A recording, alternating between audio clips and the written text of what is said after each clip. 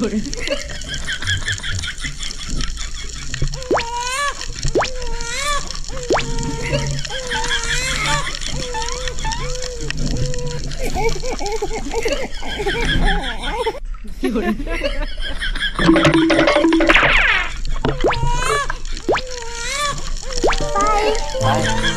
few moments later. Nakakatakot naman ang malaking pugitan na ito, hindi ko kaya ito na mag-isa, kaya tinawag ko ang aking mga kasama para tulungan akong makuha ang malahiganteng pugitan na ito.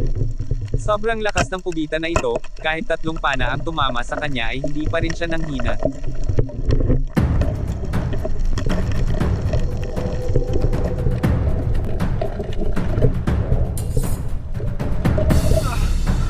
Sa kabila ng lahat ay lumalaban pa rin siya, at pilit sirain o baklasin ang aming goggles.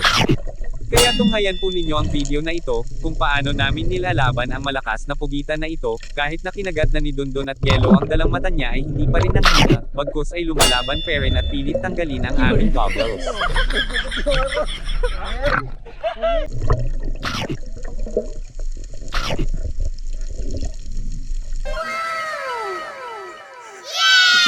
Wow!